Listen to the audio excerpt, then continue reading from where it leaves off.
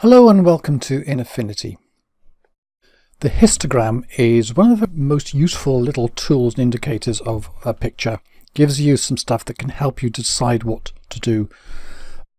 This picture, for example, shows this here is the histogram. It comes on the tab up here, which you can have others you can choose, but that's a good one to see.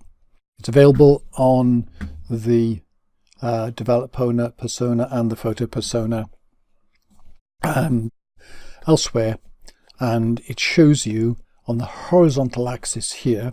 It goes from the bottom end. There are values of 0, which means there is no light, which means it is dark or black, and as you go up it gets lighter and lighter and lighter as the values for each of red, green and blue go up and up and up to their maximum in an 8-bit picture of 255 each. So at the top, this means fully saturated, means white when you're dealing with monochrome, and up and down here and the vertical axis, it tells you how many pixels there are, relatively speaking. So in this histogram here, reading this histogram and seeing what it looks like on the picture, as we go up from the bottom here, we've got some blue here, pixels, and so those are in the darker areas, so they'll be around here, they'll be dark, and also in the stream quite possibly.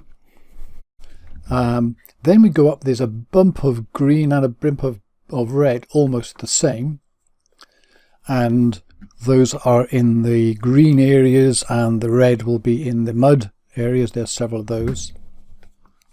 You can look at each of these in turn if you click on all channels and go to choose one of these. So if you want to look at just the red channel, which is a bit hidden, there's just the red itself, which shows you information, but it's usually enough to go to all channels and just look at them, how they overlap, and you can see what's happening.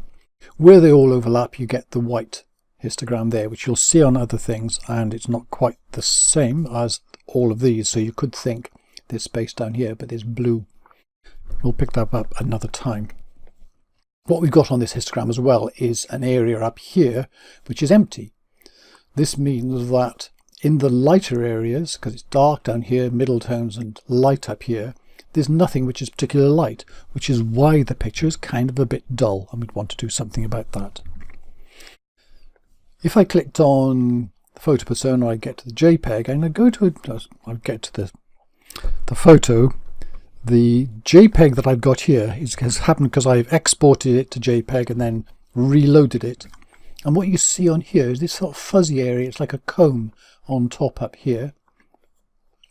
And that shows it's an indication of that when you save to JPEG, you lose information. So it's always best to do original edit on the original picture. What you also got in here is layer and marquee. If I click those, it'll show the histogram just for the current layer when I've got lots of layers, and that one, the marquee, is where I've selected an area. It'll show you the histogram just across that. Let's go to another picture here. Now look at the histogram of this. It's got quite a even spread down here of just the bits around here, but most of the picture is actually all white. But we haven't got a lot of white here because it's effectively fallen off the edge there. So when you get this, we call burn, that falls off there, and there are ways of seeing it we'll look at again, and things that we can do about it. So the opposite of things being right at the other end is down at the dark end. So this means here you've got things up against the edge, so there are black areas in this, and the rest of this is showing the dark things. So we'd want to sort of stretch that out there to make things lighter. And the last one just to look at this time is the histogram here is kind of U-shaped. It goes down and up again like this, because there's dark areas and there's light areas, as we've got the dark areas of the buildings and the light area up the middle. So in other words, the histogram gives us information about the picture. It changes as we change the picture. So as we use the controls here, the histogram will change. So we can use it to guide what we do.